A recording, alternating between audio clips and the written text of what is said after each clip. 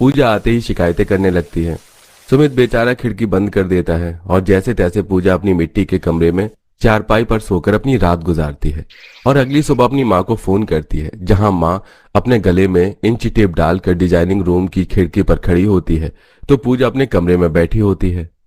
पूजा, यहाँ तो बहुत बारिश हो रही, तू वहाँ ठीक तो है? आज तो तेरी पहली रसोई भी है। मेरी बेटी इस बारिश में उस मिट्टी के घर में कैसे अपनी पहली रसोई करेगी?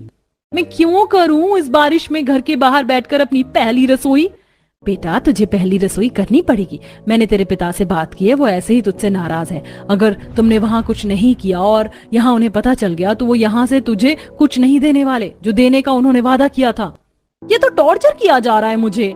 बस 3-4 महीने और बिता ले, फिर मैं कोई तरकीब निकाल कर तेरा तलाक करवा दूंगी। बस एक बार अपने पिता को विश्वास दिला दे कि तू किसी भी माहौल में ढल सकती है।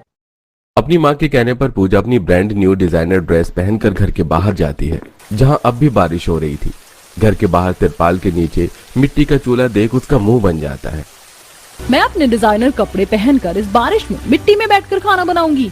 मैं जानती हूँ पूजा, तुम्हारी ये डिजाइनर ड्रेस है, इसीलिए तुम आज मेरी साड़ी पहन लो। मिट्टी का घर है, बारिश का मौसम है, हर वक्त जमीन गीली रहती है, तुम्हारे डिजाइनर कपड़े खराब हो जाएंगे। तुम अपनी पहली रसोई करके चाहो तो फिर से अपनी ये डिजाइनर ड्रेस पहन सकती हो। इतना बोलकर काजल अपने कमरे से पूजा के लिए एक साड़ी लेकर आती है और उसे देती है, पर पूजा उस साड़ी को कमरे में ले जाकर फेंक देती है। मैंने इतनी महंगी ड्रेस पहन रखी है, उनकी हिम्मत कैसे हुई मुझे अपने जैसी 3rd क्लास साड़ी देने की? तभी निशा आती है। भाभी, अगर आपको भाभी की दी साड़ी नहीं पहननी तो आप अपनी ही ड्रेस पहन लो, पर अपनी पहली रसोई कर लो। मैंने बाहर मिट्टी से लिपाई कर दी है, बारिश नहीं हो रही, आपकी ड्रेस गंदी नहीं होगी। आप पटरे पर बैठ जाना।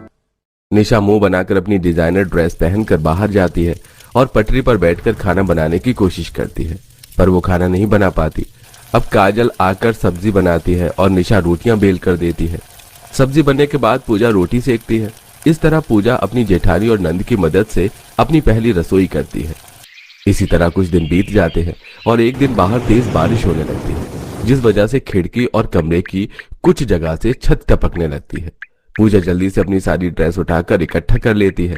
तभी वहां निशा आती है और अपनी भाभी की इतनी सारी ड्रेसेस देखकर उसमें से एक ड्रेस पसंद करते हुए अपनी भाभी से कहती है, भाभी, आपकी सारी ड्रेस तो बहुत अच्छी है।